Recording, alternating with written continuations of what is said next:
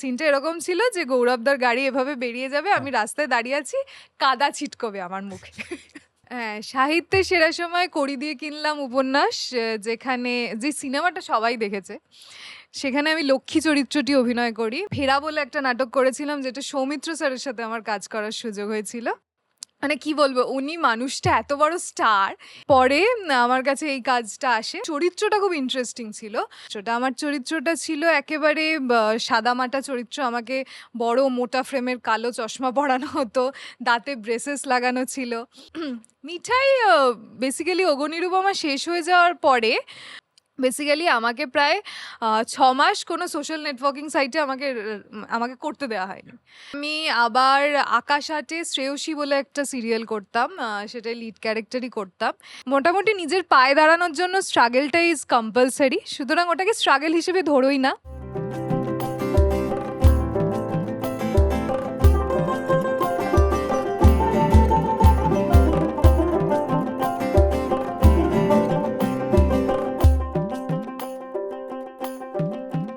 নমস্কার। আজকের বৈঠকখানার আড্ডায় আপনাদের সবাইকে স্বাগত। আশা করি আপনারা ভালো আছেন, সুস্থ আছেন এবং আনন্দে আছেন। তো আজকের এই নতুন আড্ডায় আমাদের সঙ্গে যিনি আছেন, তিনি একজন অভিনেত্রী এবং তাকে আপনারা অনেকেই অগ্নিরূপমা বা আমাদের খুবই বিখ্যাত একটা সিরিয়াল মিঠাই দেখে থাকবেন। এছাড়াও তিনি সাহিত্যের সেরা সময়ে কড়ি দিয়ে কিনলামে অভিনয় করেছেন। তো আপনারা বুঝতেই পারছেন তার প্রতিভা হিসেবে তিনি প্রচণ্ড রকমের প্রতিভান। তো চলুন আর বেশি দেরি না করে আমাদের সঙ্গে যিনি অতিথি তার সঙ্গে আলাপ করাই। মিস অর্কজা, নমস্কার। নমস্কার। দর্শকদের নমস্কার করে দাও, তারা কিছু জানতে নমস্কার, পারবে। নমস্কার। তো অর্কজা আচার্য, হুম। যদি পুরো নাম বলি।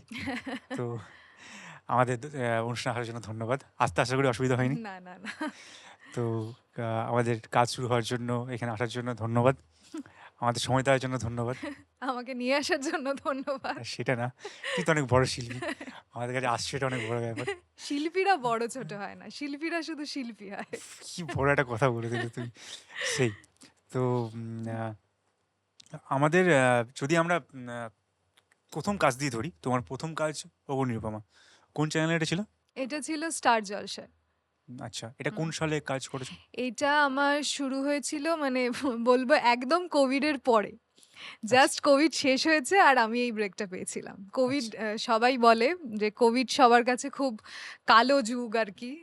সত্যি কালো যুগ। কিন্তু আমার কাছে একটা ভীষণ পজিটিভ ভাবে এসেছিল কোভিডটা। কারণ অগ্নিরূপমা করার আগে আমি আ প্রায় ৫ বছর ধরে স্ট্রাগল করেছি।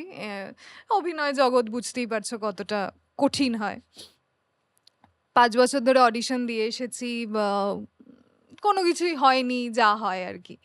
আমি আলাদা করে আর এই আমরা স্ট্রাগল এর সবাই গল্প বলে সবাই জানি। বোর করব এমনি না। আমি আমি পার্সোনালি এটাকে হ্যাঁ, স্ট্রাগল বলি না। আমার হ্যাঁ, কাছে খুব শেখার হ্যাঁ, জায়গা। হ্যাঁ, হ্যাঁ, সে সব কাজ সব হ্যাঁ, জায়গায় হ্যাঁ। শেখার জায়গা। অভিজ্ঞতা হিসেবে অভিজ্ঞতা, ধরে নিই। এক্সপেরিয়েন্স, খুব একদমই সুন্দর বলেছো। সবকিছুই অভিজ্ঞতা হ্যাঁ, হিসেবে ধরে নিই। সুতরাং তারপরে কোভিডের পরে আমার কাছে এই কাজটা আসে। মানে সেটাও একটা দীর্ঘ অডিশনের পরে কাজটা এসে, এবং চরিত্রটা খুব ইন্টারেস্টিং ছিল। আমরা যেরকম সিরিয়াল বা সিনেমা, বাংলা সিরিয়াল বা সিনেমায় মেইনস্ট্রিম ইয়েতে যেভাবে পোট্রে করা হয় হিরোইনদের সো কল্ড, সেখান থেকে অনেকটাই আলাদা ছিল আমার চরিত্রটা। আমার চরিত্রটা ছিল একেবারে সাদামাটা চরিত্র। আমাকে বড় মোটা ফ্রেমের কালো চশমা পরানো হতো, দাঁতে ব্রেসেস লাগানো ছিল। মানে ওরকম একটা চরিত্র আমি আমার কেরিয়ারের একদম শুরুতেই পেয়ে যাই। আর কঠিন ছিল চরিত্রটা ১ম এ খুবই। কঠিন পেলে তোমার হ্যাঁ, খিদেটা বেড়ে যায়। হ্যাঁ। খিদেটা প্রচুর বেড়ে যায়। সত্যি হ্যাঁ, তাই, এবং সেইটা প্লে করতে পেরেছিলাম এবং দর্শকদের ভালোবাসা পেয়েছিলাম। সেটার জন্য আমি সত্যি খুবই কৃতার্থ। হুম। আর তারপরে আস্তে, আস্তে যা এখন চলছে। ভালো। তখন আচ্ছা, ১ম সিরিয়ালটা হলো, আমি তার থেকে একটু পিছিয়ে যাচ্ছি। তো উম আ তার আগে তুমি কি করছিলে? বা যদি শুরু করি তোমার বাচ্চাবেলা থেকে আসা, অভিনয়ে আসা, এটা নিয়ে যদি ২-৩ মিনিট কিছু বলো? আমার কি বলতো, আমি আমার পরিবারের সবাই প্রচন্ড পড়াশোনায় খুব ভালো, ঠিক আছে তো? মানে তুমি ভালো ছিলে না? না, সেটা নয়, সবাই খুবই ভালো। আমি তার তুলনায় বলতে পারো যে মানে হয় না ওই বাকিরা গোল্ড মেডেলিস্ট, তুমি ব্রোঞ্জ পেয়েছো, এরকম কিছু হ্যাঁ, একটা। এরকম টাইপের আচ্ছা। ব্যাপারটা হয়ে যায়। মানে আমি সব থেকে খারাপ ওই লটটায় আর কি। এবারে মানে আমার দিদি মাধ্যমিকে র্যাঙ্ক করেছে, উচ্চ মাধ্যমিকে র্যাঙ্ক খুব করেছে। চাপ বাড়িতে, আমি বুঝতেই পারছি। মানে না, সেটা কখনোই আমাকে আচ্ছা, ফেস করতে হয়নি, আচ্ছা, কারণ আমার বাবা মা খুবই সাপোর্টিভ, আচ্ছা। মানে সব তোমার দিক দিয়ে। বাড়ি কোথায়? আমার বাড়ি একদম টালিগঞ্জে, হ্যাঁ, এখানে প্রপার সামনে। ইন্ডাস্ট্রি, বুঝতেই পারছি। সবাই বলে এটা যে আমি একদম টালিগঞ্জ পাড়াতেই বড় হয়েছি। যাই হোক, সেইটা করতে করতে এবার পড়াশোনাটা আমাকে করতেই হতো, মানে আর কোনো উপায় ছিল না। সে তুমি অভিনেত্রী হতে চাও কি লেখক হতে চাও কি যা কিছু হতে চাও, তোমাকে ভালোভাবে পড়াশোনাটা করতে হবে, এটা আমার ছিল মায়ের মূল শর্ত। সুতরাং সেই আমার স্কুলিং হচ্ছে পাঠভবনে, তারপরে আমি যাদবপুরে ব্যাচেলার্স মাস্টার্স দুটোই করি। আমার দর্শকরা, এই এই হচ্ছে গিয়ে সেই মহিলারা থাকে, সুন্দরী মহিলা, যারা ক্লাসে এসে বলে আমার একদম পড়াশোনা হয়নি, তারপর রেজাল্ট বেরোয় সে ফার্স্ট সেকেন্ড থার্ডের মধ্যে থাকে। এই ধরনের মেয়েরা থাকে আমাদের ক্লাসে। হ্যাঁ, তুমি বলো তারপর। আর না বেসিক্যালি আমি একদমই সেরকমটা নই আসলে। দুটো ইনস্টিটিউশনই আমার, যারা মানে ফাঁকি মেরে পড়াশোনা ওটা মেয়েরা করাতে। বলে, মেয়েরা একদম বলে আমি নাম্বার জিজ্ঞেস করি, তুমি দেখবে তোমরা সবাই 90% নাম্বার আছে, আমি শিওর দিচ্ছি। তুমি বলো। আমরা এসবে অভিজ্ঞ সবাই, এখানে যারা বসে সবাই এটা জানে। তো সবার জীবনে ক্লাসে একটা করে বান্ধবী ছিল যারা এটা বলতো পড়াশোনা করিনি, তারপর রেজাল্ট বেরোতো 90% নাম্বার। বলো। যাই হোক, মোটামুটি উতরে দিয়েছিলাম আর কি মাস্টার্স। ঠিক আছে, তোমার উত্তর আর আমাদের উত্তর পুরো ডিফারেন্ট। বলো তারপর। মাস্টার্স। মাস্টার্সে ইনফ্যাক্ট আমার মাস্টার্স চলাকালীন হুম। আমি স্ক্রিপ্ট লেখার কাজ করতাম। এটা কোন সাল তাও? এইটা ধরো 2017-18। তখন থিয়েটার নিশ্চয় করছো? হ্যাঁ, থিয়েটারও কোন করছি। থিয়েটার গ্রুপে ছিল? আমি থিয়েটার করতাম, আমাদের ছোট্ট একটা দল ছিল গুজব বলে। আচ্ছা, এখনো?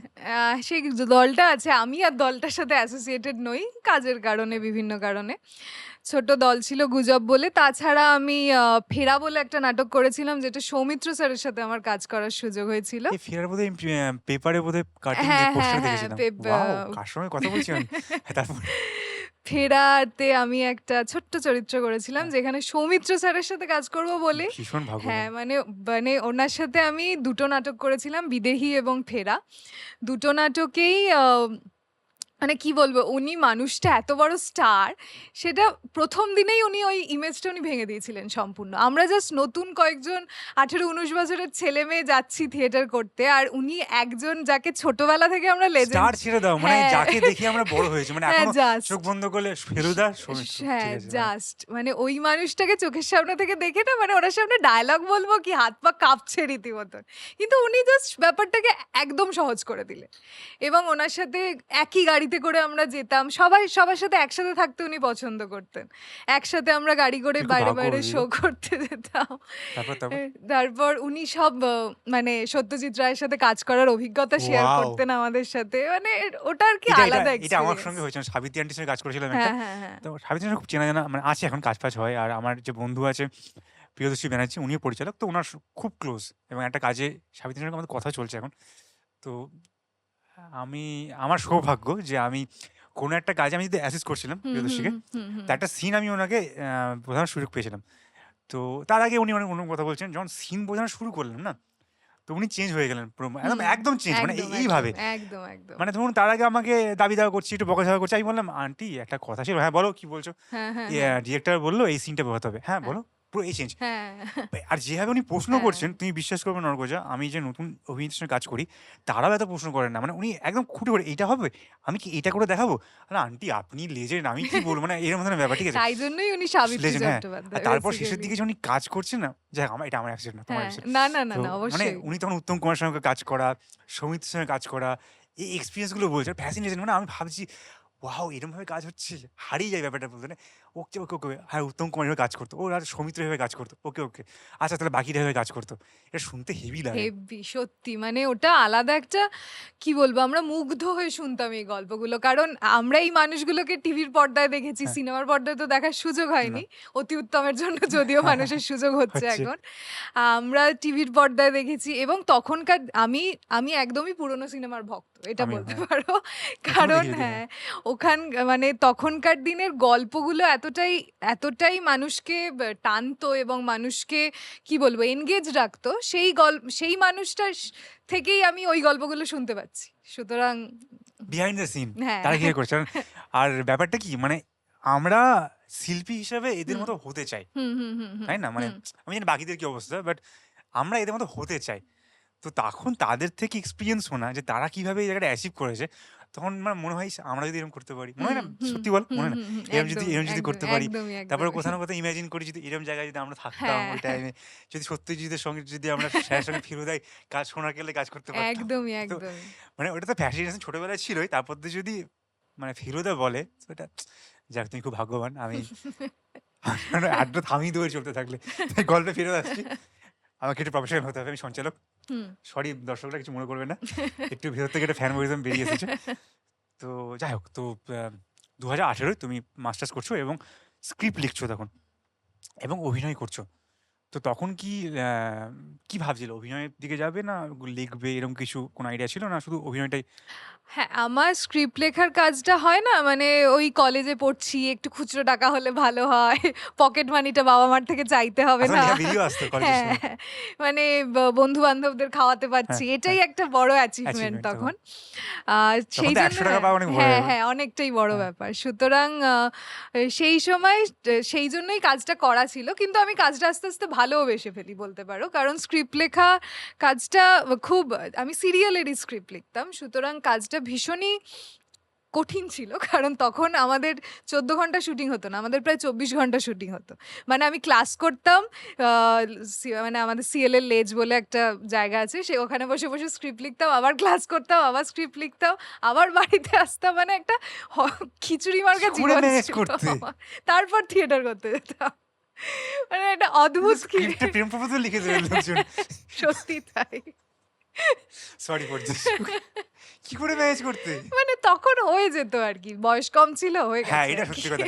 আমার এখনো মনে হয় কলেজে হুম, এত কাজ করতাম, হুম। বা কলেজে যখন ৩ টের সময় ঘুমাতে গিয়ে ৫ টার সময় কেউ একটা হ্যাঁ, থাপ্পড় মেরে, হ্যাঁ। "এ উঠ বাড়ি যাবো।" "হ্যাঁ, হ্যাঁ, কোথায় হ্যাঁ, যাবো? হ্যাঁ, চল।" হ্যাঁ, হ্যাঁ। এখন বললে, "ভাই এখন উফ একটু ঘুমাতে দে ক্ষমা না। করো। প্লিজ একটু ঘুমাতে দে। হ্যাঁ, তোরা এখন মারামারি ঘুমটা করে নে, নেসেসারি হ্যাঁ, হয়ে গেছে। মারামারি করে নে, তোর ঝগড়া হচ্ছে করে নে, ব্রেকআপ করে নে। আমার কিছু যায় আসে না। ঠিক আছে? আমাকে ঘুমোতে দে ভাই।" হ্যাঁ, ঠিক হ্যাঁ। আছে? তো ঘুমটা এখনকার হ্যাঁ, জীবনের এমনি সবথেকে ঘুম আসে না ইম্পোর্টেন্ট। এখন কাজের হ্যাঁ, মধ্যে। সত্যি তাই। তার মধ্যে ঘুমটা এসে গেলে ডিস্টার্ব হুম, করা কঠিন। হুম, হুম, হুম, যাই হোক, স্ক্রিপ্ট তখন লিখতে। তো হুম। এখন লিখছো না এখনো? এখন লিখছি। এখন আমি কিছু নিজের আইডিয়াস, নিজের পিচ করার চেষ্টা শর্ট করছি। ফিল্ম বা হ্যাঁ, ফিল্ম হিসেবে? শর্ট ফিল্ম বা ফিল্ম প্রোডাকশন হাউস। আড্ডার পর কথা বলতে হ্যাঁ। হবে। আমি বুঝতে পারছি আমার অনেকক্ষণ কথা বলতে হবে। যাই হোক, তো হুম, এটার পরে সঞ্চালক হিসেবে না, হুম। পরিচালক হিসেবে কথা বলবো তোমার সাথে। আচ্ছা, ঠিক আচ্ছা। আছে? ঠিক আছে। তা দর্শকরা আপনারা দেখছেন একজন প্রচন্ড প্রতিভাবান একজন অভিনেত্রী এবং তার সঙ্গে একজন প্রচন্ড প্রতিভাবান একজন লেখিকা। যিনি নিজের জীবনে ২৪ ঘন্টা লিখতে পারেন, গল্প করতে বলতে পারেন, পারো। সবকিছু করতে পারেন। আমি ২৪ ঘন্টা লিখতে পারি, ২৪ ঘন্টা অভিনয় করতে পারি। কিন্তু আমাকে একটু ঘুমোতে দিতে হবে। হয়তো একটা দিন ঘুমোতে দিলে পরের ২৪ ঘন্টা আমি টেনে দিলাম। বাহ! সুন্দর ব্যাপার। তো যাই হোক, তো মিঠাই কিভাবে পেলে?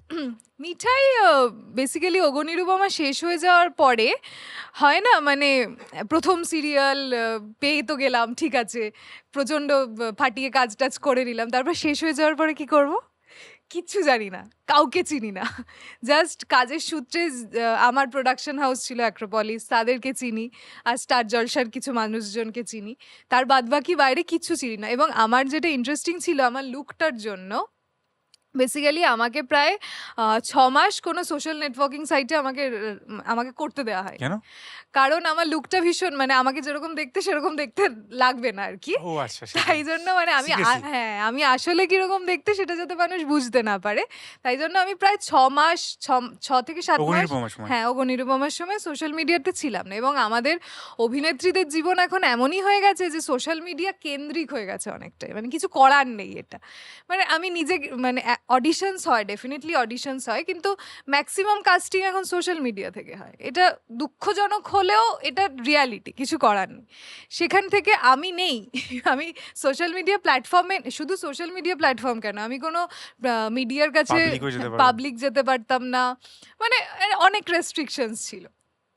যার ফলে না আমার কোথাও গিয়ে ওই কি বলবো কানেকশন তৈরি করাটা হয়ে ওঠে। তার ফলে অগ্নিরূপমা শেষ হওয়ার পর আমি একটা অথই জলে পড়েছিলাম, আমি কি করব না কিচ্ছু বুঝতে পারছিলাম না। তখনই ফরচুনেটলি আমার কাছে মানে আমি কিছু না করেই আমার কাছে মিঠাইয়ের জন্য ফোন আসে এবং চরিত্রটা খুব মিঠাই ইন্টারেস্টিং কোন ছিল। চরিত্র প্লে করতে? মিঠাইতে আমি বসুন্ধরা বলে একজন পুলিশ ইন্সপেক্টরের চরিত্রে অভিনয় করতাম, যেই এবং মিঠাই ভীষণ পপুলার একটা প্রচন্ড সিরিয়াল। পপুলার, হ্যাঁ লাস্ট বোধহয় কোভিডের হ্যাঁ, পর সব থেকে জনপ্রিয় সব থেকে জনপ্রিয় জনপ্রিয় সিরিয়াল সিরিয়াল। এবং খুব ভালো মানে মিঠাইয়ের টিম এত ভালো, শুধু কাস্টে মানে যারা অভিনয় করতো তারা তো প্রচন্ডই ভাই, সৌরভ দা, ধ্রুব দা, এবং প্রতিজন প্রত্যেক তারপরে সৌমিত্রিষা, ফেমাস, আদ্রিত সৌমিত্রিষা শাহ, সিনেমা শুরু হ্যাঁ হ্যাঁ করেছিলেন। হ্যাঁ, ওরা সবাই খুবই ট্যালেন্টেড এবং যে আমাদের যিনি ডিরেক্টর ছিলেন রাজেন দা, উনি মানে কি বলবো মানে মানুষকে হাতে ধরে ধরে শেখাতেন। মানে আমি প্রথমে একটা সিরিয়াল করার পর মিঠাইতে গেছি, অত ভালো একটা কাস্টিং, অত ভালো বড় বড় স্টারদের সাথে কাজ করছি, আমি নার্ভাসই ছিলাম, কিন্তু কোথাও গিয়ে মনে হয়নি, মানে রাজেন দাস খুব ধরে ধরে বুঝিয়ে দিতেন। এরপর মিঠাই আর কি। আচ্ছা, মিঠাইয়ের পর তারপর আর কি কাজ করছো? মিঠাইয়ের পরে আমি আবার আকাশ আটে শ্রেয়সী বলে একটা সিরিয়াল করতাম, সেটা লিড ক্যারেক্টারই করতাম। সেখানে সেটা একটা সুবোধ ঘোষের শ্রেয়সী উপন্যাস অবলম্বনে ছিল সিরিয়ালটা। এটা বোধহয় গল্পটা আমি পড়িনি। আচ্ছা হ্যাঁ, খুবই খুবই পপুলার উপন্যাস আর কি। সেইটার ডিরেক্টর ছিলেন অনিন্দ সরকার, এবং অনিন্দ সরকার অনেক পুরনো একজন ডিরেক্টর, এবং উনি যে ওনার সাথে কাজ করতে পেরেও মানে অনেক কিছু শিখতে পেরেছি। আমাদের 10 মাস সিরিয়ালটা চলেছিল এবং 10 মাস আমরা বারুইপুর রাজবাড়িতে শুটিং করেছি। ও মাই গড! তুমি তো মানে রানী মহারানী থেকে বসে যাবে ক্যারেক্টার থেকে, বাড়ি বাড়ি ফিরে এসে কাকিমা ট্যান দেখাওনি? ওরে বাবা, বারুইপুর আমি রাজবাড়ি খাবার খাবো না। না, আমি ওসব করি না। যাক, সরি, কি বলো তোমার বলো। মানে 10 মাস রাজবাড়িতে থাকলে তুমি মানে রাজা ফিল হয়ে যাবে পুরো ব্যাপারটা। মানে বারুইপুর রাজবাড়িতেই হচ্ছে যাতায়াত করাটা সব থেকে কঠিন ছিল, রোজ আসা যাওয়াটা খুব কঠিন ছিল ওইটা। এবং গরমটা উড়ি বাবারে, মানে হ্যাঁ, নিজেকে রানী রানী ফিল হতো, মানে মনে হতো আমি কোনো মরুভূমির রানী আর কি। আচ্ছা, আমি গল্পটা পড়িনি তাই হ্যাঁ। জিজ্ঞেস করছি, মনে করবে না। হুম হুম হুম। শ্রেয়সী ক্যারেক্টারটা কিরকম ছিল ওখানে? শ্রেয়সী ক্যারেক্টারটা ছিল বেসিক্যালি আমরা সিরিয়ালে যেরকম নারী চরিত্র দেখে থাকি তার থেকে একটু আলাদা। তার জীবনে মানে শ্রেয়সী ক্যারেক্টারটার থেকেও শ্রেয়সী গল্পটা খুব ইন্টারেস্টিং ছিল। গল্পটা কেন্দ্র ছিল একটা বাড়ি, একটা পুরনো বাড়ি, যেই বাড়িটায় মানে বাড়িটায় মিথ ছিল যে বাড়িটার নিচে গুপ্তধন আছে। এবার সেই কিন্তু সেই বাড়ির যে মালিক সে আর কি খুবই কি বলবো মানে সে ওই গুপ্তধনের কথা খাটিয়ে জীবন চালন করে, আর কোনো কাজকর্ম করে না। ও, আর শ্রেয়সী সেখানে কি করে? শ্রেয়সী সেখানে বাড়ির বউ হিসেবে যায়। শ্রেয়সী যথেষ্ট, শ্রেয়সী মানে মামার কাছে মানুষ, সে ওই বাড়িতে গিয়ে পড়ে, মানে মিথ্যে প্ররোচনা করেই তাকে বড়লোক বাড়ির মেয়েকে নিয়ে যাওয়া হয় এবং তারপরে যা হয় আর কি। খুব ইন্টারেস্টিং গল্প তো। হ্যাঁ। উপন্যাসটা পড়তে হবে আমাকে। হ্যাঁ, উপন্যাসটা পড়ে ফেলো, উপন্যাসটা খুব খুব সুন্দর গল্প। ইন্টারেস্টিং। তো যাই হোক, তো এরপর তুমি সাহিত্যের সেরা সময়, সাহিত্যের সেরা সময় করেছি। একটু বলো। তুমি একটা লেজেন্ডারি কাজে কাজ করেছো, একটু দর্শকদের একটু বলো। হ্যাঁ, সাহিত্যের সেরা সময় কড়ি দিয়ে কিনলাম উপন্যাস, যেখানে যে সিনেমাটা সবাই দেখেছে, সেখানে আমি লক্ষ্মী চরিত্রটি অভিনয় করি এবং লক্ষ্মী চরিত্রটি মানে অদ্ভুত একটা জার্নি।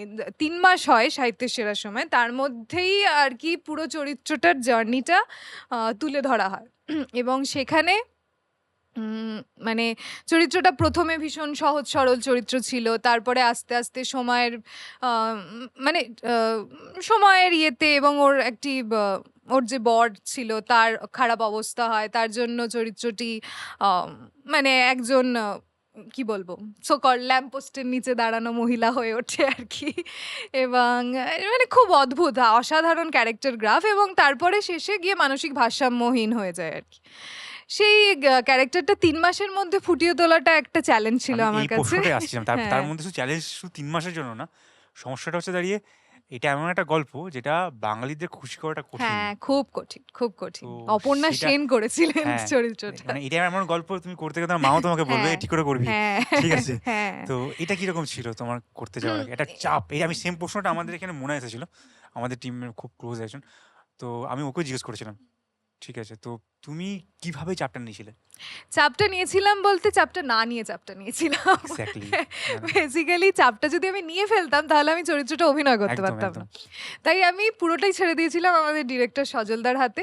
উনি প্রচণ্ড এক্সপিরিয়েন্সড একজন ডিরেক্টর এবং আমি উপন্যাসটা পড়ে ফেলেছিলাম। সিনেমাটা আমি আগে দেখেছি, অবশ্যই দেখেছি। কিন্তু আমি সিনেমাটা সিরিয়ালটা করার আগে দেখি। কারণ এটা আমার বুদ্ধিমানের কাজ করেছে। হ্যাঁ, হ্যাঁ। আমার কাছে আমার ওপর ওই হ্যাংওভারটা থেকে যেত তাহলে। মানে আমার সবসময় মনে হতো অপর্ণা সেন করেছে, উনি তো এভাবে করেছেন, আমি তাহলে কিভাবে করব? সুতরাং আমি যেটা করতাম যে যেভাবে স্ক্রিপ্ট আসতো, যেভাবে ডিরেক্টর বলতেন, আমি ঠিক সেভাবে অভিনয় করে যেতাম এবং আমার যে নিজস্ব সিনগত আন্ডারস্ট্যান্ডিং যা ছিল সেই অনুযায়ী যতটা হয়েছে আরকি। না, এটা খুবই চ্যালেঞ্জিং কাজ তুমি হুম। যেটা করে ফেলেছো। তো ভালো, ভালো, ভালো। শুনে খুব ভালো লাগলো এই জার্নিটা। তো তোমার যতগুলো তুমি চরিত্র এখন অব্দি প্লে করেছো, থিয়েটার হোক বা সিরিয়াল হোক, সবথেকে পছন্দের চরিত্র কোনটা? হুম। পছন্দের চরিত্র যেহেতু কি বলবো অনেক কটা আছে। আমার প্রত্যেকটা চরিত্রই খুবই পছন্দের চরিত্র। সবথেকে চ্যালেঞ্জ কোনটা ফেস করেছো যদি বলো? চ্যালেঞ্জ ফেস করেছি ওগো নিরুপমা করার সময়। কারণ ওটা ১ম ক্যামেরাকে ফেস করছি। এবং মানে অদ্ভুত, অদ্ভুত এক্সপেরিয়েন্স আছে। আমার ওগো নিরুপমা শুটিং এর ১ম দিন মনে আছে আউটডোর শুটিং ছিল। আমি কিচ্ছু জানি না। কিচ্ছু না মানে কিচ্ছু না। কিভাবে মানে ক্যামেরার সামনে অভিনয় থিয়েটার করেছি সেটা একটা হুম। আলাদা জগৎ হ্যাঁ, হ্যাঁ। সম্পূর্ণ।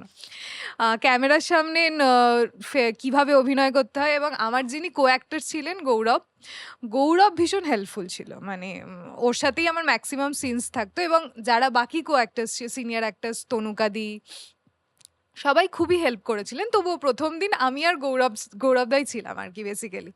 এবার সেখানে রাস্তায় শুট হচ্ছে। এবার আমাকে সিনটা এরকম ছিল যে গৌরবদার গাড়ি এভাবে বেরিয়ে যাবে। হ্যাঁ। আমি রাস্তায় দাঁড়িয়ে আছি, কাদা ছিটকবে আমার মুখে। এবারে কেমন লেগেছিল ও কাদা খেয়ে? মানে সিনেমা তো সিনেমা বা সিরিয়াল আমরা যেটা দেখি তার ৪ গুণ করতে হয় আচ্ছা, আমাদের তারপর এটা শুনি বেসিক্যালি। ইন্টারেস্টিং। মানুষে শুনবেন। তারপর? বেসিক্যালি আমি গোটা দিন রাস্তায় ছিলাম। পুরো গোটা দিনটা রাস্তায় শুটিং হয়েছে। আমি তখন মানে কখন খেতে হয়, কখন আমি সারাদিন না খেয়েছিলাম সেদিনকে। ডে লাইট প্যাকআপ ছিল রাস্তায় যেহেতু আউটডোর। আমাকে ডিরেক্টর ১ বালতি কাদা মাথায় ঢেলে দিয়েছিল। আই উইশ যদি তোমার বন্ধু-বান্ধবদের সুযোগটা দেওয়া হতো যে অর্ক যা অভিনয় করছে গায়ে কাদা ছেটাতে হবে। তোমার কথা ওরা খুব যাদবপুরের সব হ্যাঁ, বন্ধুরা চলে আসতো। সবাই। মানে আমাদের যাদবপুরের দোলের কথা মনে পড়ে যাচ্ছিল একদম। বেসিক্যালি। মানে সরি। তারপর? সেই কাদা নিয়ে মোটামুটি আমি গোটা দিন শুটিং করি এবং কিছুই মানে রাস্তায় বসে আছি ফুটপাতের মধ্যে, কি করব কিচ্ছু করব না, ভয়ও করছে, কিছু বলতেও পারছি না ডিরেক্টরকে যে খিদে পেয়েছে বা জল দাও। কিন্তু মানে ওই আরকি ওটা অভিজ্ঞতা একটা আরকি। আমার অভিজ্ঞতা। খুব মজা লেগেছিল করতে। হ্যাঁ। মানে তার সাথে ওটাও অভিজ্ঞতা হিসেবে ধরে নিয়েছি। সেদিনকে স্ক্রিপ্ট রাইটারদের গালিগাল দাওনি? এত তো লেখা হচ্ছে কেন? এত লেখা হচ্ছে কেন? আমি পড়তে পারছি না। হ্যাঁ, মানে সে সিরিয়ালের স্ক্রিপ্ট মুখস্থ করাও কিন্তু একটা খুব ইন্টারেস্টিং জিনিস। হ্যাঁ, এটা মানে এত ফাস্ট মধ্যে স্ক্রিপ্ট দেওয়া হয়। হ্যাঁ, এটাও চ্যালেঞ্জিং। মানে আমার মানে আমি যেহেতু দুটো চরিত্রই পালন করেছি, আমি তাই জন্য দুটো ভার্শনই জানি বেসিক্যালি। মানে স্ক্রিপ্ট লেখাটা আমি অভিনয়ও করেছি, আমি স্ক্রিপ্টও লিখেছি। সুতরাং অভিনয় করার সময় রাইটার গালাগালও দিতে পারবে না। আমি গালাগালও দিতে পারব না যে কেন দেরি হচ্ছে হ্যাঁ। স্ক্রিপ্ট। কারণ এটা মানে কি বলবো প্রসেসটা যেহেতু আ সবটাই শুটিং এর সময় ওই ১৪ ঘন্টার মধ্যে পুরোটা করতে হয়। সুতরাং আগের দিন হয়তো গল্প মাঝে আসে, মাঝে আসে না। একজন প্রোডিউসার অনেক লিখতেও তো হয়, অনেকটা বেশি লিখতে হয়। একদিনে প্রায় ২০-২৪ মিনিটের ফুটেজ তোলা সেটা একটা হিউজ চাপ থাকে। অতটা লেখা মানে আজকে আমি যখন একটা সিনেমা লিখছি, যদি গল্প মাথায় চলে আসে তো ফটাফট হয়ে যায়, সেটা বলছি না। হ্যাঁ। কিন্তু স্টিল ড্রাফটটা বানাতে, প্রপার লিখতে আমাকে একটা ১৫-২০ মিনিটের শর্ট ফিল্ম লিখতেও কিন্তু ৩-৪ দিন দিই আমি। ৩-৪ দিন হ্যাঁ, মিনিমাম সেটা ২৪ মিনিটের গল্প আমাকে ২৪ একদিনের মধ্যে লিখে একদিনের দেওয়া, মধ্যে মানে কারেকশনের সময় নেই, খুব টাফ। মানে খুব যারা টাফ। যারা মানে টিভি সিরিয়ালের স্ক্রিপ্ট লিখছেন অনেকেই গালাগাল দেয়। কারণ যেটা লেখা আমি জানি না প্রোডিউসাররা কি বলছে বা ডিরেক্টর, বাট আমি বলব আপনারা প্রচণ্ড খাটনির কাজ করেন এবং এই খাটনিটার মানে কেউ সম্মান দেয় না। তো একজন পরিচালক হিসেবে বা নিজে একজন লেখক হিসেবে আমি এটা বলতে পারি যে আপনারা খুব ভালো কাজ করছেন এবং আপনারা সম্মান ডিজার্ভ করেন। একদম কমেন্ডেবল জব। কমেন্ডেবল জব, সত্যিই একদম। Commendable job. হুম। কারণ লোকে অ্যাক্টরদের সিম্প্যাথি দেয় যে ওদেরকে এত জলদি এটা সত্যি কথা। অ্যাক্টরদের অনেক জলদি স্ক্রিপ্ট মুখস্থ করতে হয়। কিন্তু যে লেখকরা লিখছে বিহাইন্ড দ্য ক্যামেরা, তাদেরও কিন্তু অনেক খাটনি আছে। মানে আমার মনে হয় আপনারাও একটা সম্মান ডিজার্ভ করেন। তো আমাদের পুরো টিমের তরফ থেকে আপনাদের মানে অনেক সাধুবাদ, অনেক ভালো কাজ করেন আপনারা। ধন্যবাদ। যাই হোক আপনার গল্পে ফিরে আসছি। তো এর পরের কাজ প্ল্যান কি? এর পরের কাজ তোমায় বললাম আমি টুকটাক স্ক্রিপ্ট পিচিং করছি, যদি নিজের লেখা কোনো স্ক্রিপ্ট করা যায় আর কি। তাছাড়া অভিনয়ের কাজ আমি এখনই বলতে পারবো না এটা। না, এটা সিক্রেট থাক। হ্যাঁ। সেইটা চলছে, কথা চলছে, দেখা যাক কি হয় আর কি। আমরা হ্যাঁ। প্রে করবো যেন সেই কাজটা তোমরা ভালো হয়ে যায় এবং তারপর তার প্রমোশনে আবার তুমি আসবে। যখন তোমার মাথায় আরো একটা মুখ লেগে যাবে। ঠিক আছে? আমরা আরো ২-৩ টে গল্প শুনবো। ঠিক আছে? তো থিয়েটার এখনো করছো? থিয়েটার আমি এখন করি না, করার সময় পাই না রাদার। করতে চাই অবশ্যই, কোনো খুব ভালো চরিত্র এলে অবশ্যই করব থিয়েটার, কারণ থিয়েটারটাই আমার রুটস, সেটাকে কিছুতেই আমি অস্বীকার করতে পারি না কোনোভাবেই, কারণ থিয়েটারই আমাকে অভিনয় করা শিখিয়েছে। সেখান থেকে আমি কোনো ভালো চরিত্র পেলে অবশ্যই করতে যাব। থিয়েটারে মানে থিয়েটার থেকে এত গুণী মানুষজন উঠে এসছে, এত গুণী মানুষজনকে আমরা আজকে সিনেমা টেলিভিশনের পর্দায় দেখতে পাই, যেরকম দেবশঙ্কর হালদার, গৌতম হালদার, অনির্বাণ ভট্টাচার্য, দুর্বার শর্মা বলে আমার একজন খুব প্রিয় অভিনেতা আছে, তিনিও আজকাল খুব ভালো কাজ করছেন ওয়েব সিরিজ ইয়েতে। তারা সবাই থিয়েটার থেকে উঠে এসেছে এবং তারা এখনও থিয়েটারটা করে। এবং কিন্তু যেহেতু থিয়েটারে সোকল স্টার না হয়ে গেলে না, মানে ইকোনমিক দিকটা একেবারে জিরো। এটা সত্যি কথা। আচ্ছা থিয়েটারে খুব ভালো একটা পয়েন্ট তুমি বললে। থিয়েটারে স্টার না হলে ইকোনমিটা হয় না। আম এটা নিশ্চয়ই তখন কলেজে ছিল অতটা গায়ে লাগেনি। বাট এটা আমার মনে হয় এটা এটা কোথাও না কোথাও রিজন অনেকে ফিরতে পারে না। থিয়েটারে ফিরতে পারে হ্যাঁ, না, এটা হ্যাঁ। এটা এটা সত্যি কথা। তো মানে তুমি একই অ্যামাউন্ট অফ খাটনিটা দিচ্ছ, তুমি যদি ইন রিটার্ন মানে একটা বয়স কলেজের সময় ঠিক আছে, মানে তোমার তখন চাহিদা কম থাকে। হ্যাঁ, মানে আমি একটা শো করে 500 টাকা পেলাম, 1000 অনেক টাকা খুশি। পেলাম, অনেক হয়ে হ্যাঁ, গেছে আমার কাছে। এখন তো সেটা সম্ভব কিন্তু না। এখন তো সেটা সম্ভব নয়। একদমই সম্ভব না। হ্যাঁ। তো থিয়েটার থেকে যখন তুমি ক্যামেরায় আসলে এবং তোমারটা অনেকটা ড্রাস্টিক চেঞ্জ। মানে থিয়েটার থেকে ডাইরেক্টলি সিরিয়াল। Drastic change. কারণ অনেক বেশি শট দিতে হচ্ছে, অনেক বেশি কাজ করতে হচ্ছে। তো এই চেঞ্জেসটা অ্যাজ অ্যাক্টর কিভাবে ফিল করলে তুমি? প্রথম খুব অসুবিধা হতো, কারণ আমরা থিয়েটার করতাম, যারা থিয়েটার করে এবং যারা সিরিয়াল করে সবাই জানে যে থিয়েটার করার সময় আমরা একটা ধরো ভিগোরাস 1 মাস কি 1.5 মাস রিহার্সাল করতাম। তারপরে মানে কণ্ঠস্থ হয়ে যেত আর কি স্ক্রিপ্টটা। সেখানে আমি সিরিয়াল করতে গিয়ে দেখছি আমি সিনের মানে অনেক সময় সিনের সময়ও স্ক্রিপ্ট পাচ্ছি। এইটা ছিল সবথেকে বড় চ্যালেঞ্জ, যে ডায়লগ কিভাবে মুখস্থ করব। মুখস্থ করার পরে তো সেটা চরিত্র হয়ে চরিত্রায়ন। যেটা চরিত্রায়ন, সময় নেয়। হ্যাঁ, সেটা করা, সেটা তো আরো অনেক পেছনের ব্যাপার। মানে থিয়েটার করার সময় প্রথম শুধু মুখস্থ করতাম, তারপর চরিত্রায়ন হতো। কিন্তু সিরিয়ালে মানে তুমি তখনই পাচ্ছ, তখনই চরিত্রায়ন করছো, তখনই শট দিচ্ছ। হ্যাঁ, সিরিয়াল বা ক্যামেরার সামনে যেটা হয়, শট ভেঙে ভেঙে দেওয়া যায়। মানে তোমার ক্লোজ হলো, মাস্টার হলো, এসপি হলো, সব আলাদা আলাদা করে করা যায় আর কি, যার ফলে মানে ওটা কি বলতো অভ্যেস, মানে ওপেন মাইন্ড রাখতে হবে যে আমি থিয়েটার করে এসেছি বলেই আমি সিরিয়াল করতে পারবো না, এরকম ইয়ে রাখলে চলবে না। না মানে ওটার থেকে বড় আমার একজন পরিচালক হিসেবে যেটা আমি ফেস করেছি হ্যাঁ, কিছু হ্যাঁ, কিছু হ্যাঁ, জায়গায় যারা হ্যাঁ। থিয়েটার করে আসে বা যারা থিয়েটার একদম করে না। হুম। আমার মনে হয় না প্রথমেই শুধু পরিচালক না, যেকোনো আমি একজন পরিচালক হিসেবে বলছিলাম কথাটা। যখন থিয়েটার পরিচালনা করেছি আমার একটা এক্সপেকটেশন ডিফারেন্ট, ক্যামেরার পেছনে এক্সপেকটেশন ডিফারেন্ট। তো আমার মনে হয় অভিনেতা যারা দেখছেন, যারা নতুন এসে কাজ করতে আসছেন, তাদেরকে আমার একটা খুব বড় একটা সাজেশন বা আমার অনুরোধ বলতে পারেন যে প্রথমেই না মাইন্ডসেটটা খালি করে নেবেন হুম, যে হুম, হুম। মিডিয়ামটা আলাদা। ঠিক একদম, আছে? একদম, যেমন একদম। ক্রিকেট খেলতে গেলে টি-20 আলাদা হয়, টেস্ট হুম, আলাদা হয়, ওডি হুম, আলাদা হয় হুম, বা আমি হুম। রঞ্জি আলাদা খেলছি, আইপিএল আলাদা খেলছি। তো এটা পুরো ফরম্যাটটা আলাদা হয়। তাদের অডিয়েন্স ডিফারেন্ট। তো মাথাটা খালি করে নিতে হবে যে আমি এই জায়গায় হচ্ছি এবং প্রথমেই ডিরেক্টরের কাছে সারেন্ডার করে দাও। কি করতে চাইছো? দেন বোঝো ব্যাপারটা। নাহলে না খুব চাপ হয়ে যায়। মানে যদি সাইকোলজিক্যালি বেরিয়ে আসতে না পারো না, আর বারবার কম্পেয়ার করতে থাকো যে আগে তো আমি এটা করতাম, এটা করছি না কেন? মানে হয়তো তুমি ভালো কাজ করতে পারো এবং চেষ্টা করছো। কিন্তু জাস্ট তুমি নিজেকে নিজে ক্ষতি করছো। এটা আমি একদমই, নিজে দেখেছি, মানে একদম। খুব ভালো অভিনেতার সঙ্গে কাজ করেছি আমি। প্রচণ্ড ভালো অভিনেতা। শুধু তারা ইনসিকিউর হয়ে যাচ্ছে। তারা ভাবছে যে আমি অভিনয়টা পারছি না। আমি ক্যামেরার পেছন থেকে বলছি, "ভাই অভিনয় খুব ভালো হচ্ছে। Trust me. আমাকে বিশ্বাস কর ভালো অভিনয় হচ্ছে।" বলছে, "না আমি তো থিয়েটারে তো এভাবে থিয়েটারের করতাম।" সময় এটা করতাম। মানে হ্যাঁ, হ্যাঁ। ওই ওতে না হ্যাংওভারটা রয়ে যায়। রয়ে যায়। হ্যাঁ, এবার হ্যাঁ। ওরা ওই জায়গাতে বেরোতে পারে না। আমার খুব কষ্ট হয়। কারণ ও খুব ভালো অভিনেতা, ভালো অভিনয় করছে। কিন্তু যতক্ষণে ওর শেষ হয়ে গেল, ততক্ষণ তো হয়ে গেল। কিছু করার নেই না ওই জায়গাটা। মানে এটা আমার মনে হয়। মানে হ্যাঁ, হ্যাঁ, হ্যাঁ। দোষ দিয়ে লাভ না নেই, না আমার মনে দোষ এটা দিয়ে লাভ নেই। এটা হ্যাঁ, আর থিয়েটার অভিনয়ের ক্ষেত্রে যেহেতু ওপেন স্টেজ, আমাকে ওই লাস্ট দর্শকটা অবধি পৌঁছতে হবে, তাই জন্য অভিনয়ের পারদটা একটু ৩-৪ গুণ ওপরে অনেকটা হয়, আরো বেশি হয়, অনেকটা হ্যাঁ। ওপরে হয়। এবারে সেখান থেকে ওই ৩-৪ গুণ পারদটা নামিয়ে ক্যামেরার সামনে, ক্যামেরাটা তোমার এখানে, মানে মানুষের চোখটা এখানে বেসিক্যালি, সেখানে দাঁড়িয়ে আমি যেভাবে তোমার সাথে কথা বলছি, এটাও লাউড কিন্তু হ্যাঁ, ক্যামেরায়। অনেক বেশি লাউড। হ্যাঁ প্লাস কি দেখো, আমরা যখন কথা বলছি, আজকে কেউ যদি এখানে বসে থাকে, সামনে থেকে যদি এখানে দর্শক থাকতো, হতেই পারে যে আমাকে না দিয়ে তোমাকে দেখছে, হ্যাঁ হ্যাঁ হ্যাঁ ডাজন্ট ম্যাটার। কিন্তু আমি ক্যামেরায় ফিক্স করে দিচ্ছি হ্যাঁ হ্যাঁ হ্যাঁ যে এই মোমেন্টে moment-এ- সাবিরের মুখটা দেখা হ্যাঁ, যাবে, হ্যাঁ, এই হ্যাঁ। মোমেন্টে সাবিরের হাতটা দেখা যাবে, হ্যাঁ কাট করে অর করে দেখা হ্যাঁ যাচ্ছে। হ্যাঁ হ্যাঁ মানে কি অডিয়েন্সকেও আমি এটা ফিক্স করে ফিক্স দিচ্ছি। করে দিচ্ছি, তো হ্যাঁ। এইটা আমার মনে হয় মানে ওভার এক্সপোজ হয়ে যায় অ্যাক্টররা, ঠিক আছে? একদমই, মানে তোমার মুখের সূক্ষ্ম মাসেল গুলো দেখা যায় খুব ক্যামেরা। সুন্দর, হ্যাঁ, সূক্ষ্ম মাসেল গুলো দেখা যায়, এটা খুব কঠিন। মানে এটা মানে ইরফান- আমাকে একজন ডিরেক্টর বলেছিল, আমাদের মানুষের চোখে কিন্তু চোখের পাতা আছে একটা বাধা হিসেবে, ক্যামেরা কিন্তু সেটাও নেই। ক্যামেরায় মিথ্যা কথা হ্যাঁ। বলা যায় না। ইরফান খানের একটা কথা আছে অনেকদিন আগে, ইরফান স্যার বলেছিলেন যে যেটা আমাদের জন্য নর্মাল, রিয়েল লাইফেও নর্মাল, অনেক সময় অভিনয়ে, ক্যামেরায় অভিনয়ে ওটা লাউড। হ্যাঁ একদমই, মানে নর্মালটাও লাউড, হ্যাঁ, উনি যেভাবে নর্মালটাই করতে loud, দ্যাটস দ্য রিজন এটা একদম। ইরফান, হ্যাঁ। ঠিক আছে?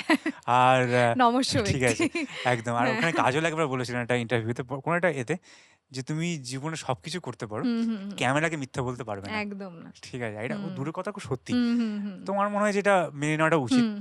যাই হোক, আমরা অভিনয় মানে অভিনয় না, sorry, অভিনয় বলতে না, অভিনয়ের প্রশিক্ষণ হয়ে গেল, প্রশিক্ষণ হয়ে যাচ্ছি আমরা, এটা উচিত না। আমি বেশি কিছু জানি না, এত বড় দরকার নেই। আমিও সবাই বেশি কটা কিছু কাজ জানি করেছি, না। এবার লোকেরা ভাবে আমি বিজ্ঞ মানুষ হয়ে গেছি, একদমই না। সবে কাজ শুরু করেছি। তো যাই হোক, তো আমাদের আড্ডাটা এখানে শেষ করতে হচ্ছে, বেশি দূর নিয়ে যাচ্ছি না। তো আমাদের আড্ডা খুব ভালো লাগলো এবং খুব প্রাণোজ্জ্বল একটা আড্ডা হয়েছে, খুব মজা করেছি।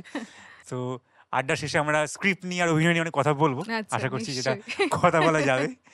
তো আমরা আশা রাখি যে তোমার কেরিয়ারটা আরো ভালো দিকে যাক এবং আমরা আরো কাজ দেখতে পাই, ধন্যবাদ। এবং আশা করি যদি কোনোদিন একসঙ্গে কাজ করতে পারি। অবশ্যই অবশ্যই। আমি কাদা সেটাবো না, চাপ নেই, ঠিক আছে? কাদা ছেটালেও কোনো চাপ নেই, আচ্ছা, উফ, মানে অভিনয় করতে হলে এগুলো করতেই হয়, করতেই পার্ট হয়, of the job. part of the job, হ্যাঁ। ঠিক আছে? তো যাই হোক, তুমি কি দর্শকদের কিছু বলতে চাও, বা তোমার মতো কোনো অভিনেত্রী যে কাজ করছে কিছু বলতে চাও? নিশ্চয়ই। অভিনেত্রীদের আমি এমন কেউ হয়ে ওঠিনি যে আমি কোনো, But struggle চাই হ্যাঁ, না। যে স্ট্রাগল থাকবেই জীবনে, মানে যাই করো তুমি, শুধু অভিনয় কেন, তুমি একটা স্কুল টিচার হতে গেলেও এখন স্ট্রাগল করতে হবে। মোটামুটি নিজের পায়ে দাঁড়ানোর জন্য স্ট্রাগলটা ইজ কম্পালসারি, সুতরাং ওটাকে স্ট্রাগল হিসেবে ধরোই না। নিজের যা ইচ্ছে করে সেটা করার চেষ্টা করো, সেটা যতটা প্রাণ দিয়ে হোক, মন দিয়ে হোক, মাথা দিয়ে হোক, সব দিয়ে করার চেষ্টা করো, তাহলে দেখবে আস্তে আস্তে কোথাও না কোথাও দিয়ে একটা রাস্তা বেরিয়ে গেছে। মানে 3টে দরজা বন্ধ হলে একটা দরজা খুলবেই। এটা আমি আমার এতদিন, মানে যতদিন অভিনয় করছি, খুব বেশি দিন হয়নি, যতদিন করছি ততদিনে এইটুকু আমি শিখেছি যে কোথাও দরজা বন্ধ হয়ে গেলে কোথাও দরজা খুলবেই, সুতরাং হতাশ হয়ে যেও না। আর অবশ্যই চোরকাটাকে সাবস্ক্রাইব করো, এরকম আরও ভালো ভালো পডকাস্ট এবং গল্প শোনার জন্য ওরা খুব ভালো একটা চেষ্টা করছে। আর সবাই ভালো থাকো, নমস্কার। অসংখ্য ধন্যবাদ আমাদের পাশে থাকার জন্য, ধন্যবাদ। তো যাই হোক, আবার দেখা হবে। আমার একদম। আড্ডাটা শেষ করতে একদম ইচ্ছে করছে না, বাট সময় এখানে শেষ হয়ে আসছে আমাদের আজকে। তো ভালো থেকো, একদম, আর অন্যকে ভালো রাখো, এভাবে হাসতে থেকো, তোমরাও এরা ভালো পজিটিভ থেকো। থেকো। যাই হোক, তো আজকে আমরা শেষ করছি, নমস্কার। নমস্কার। তো দর্শকরা, আপনারা দেখলেন আমাদের সঙ্গে এসেছিলেন একজন প্রচণ্ড প্রাণোজ্জ্বল একজন অভিনেত্রী এবং একজন মানুষ, যার সঙ্গে থেকে অনেক শিখলাম। উনি আপনাদের অনেক কিছুই জানালেন। তো ওনার পাশে থাকবেন, ওনার কাজ করবেন, এবং আরও ইন্ডিপেন্ডেন্ট যারা আর্টিস্ট উঠে আসছেন তাদের পাশে থাকবেন। এবং যে কথাগুলো উনি এক্সপিরিয়েন্স শেয়ার করলেন একজন অভিনেত্রী হিসাবে, যারা নতুন অভিনেতা উঠে আসছেন তারা একটু খেয়াল রাখবেন, হয়তো আপনাদের ভালোই হবে। তো যাই হোক, আর আপনারা বেশি কথা না বলে আমরা আজকে এই হাসির আড্ডা থেকে এরকমভাবে শেষ করব। আপনারা ভালো থাকবেন, মজায় থাকবেন, খুব আনন্দ করবেন। তা আজকে এপিসোড শেষ হচ্ছে, নতুন এপিসোডে নতুন কারোর সঙ্গে আসবো। ভালো থাকবেন, নমস্কার।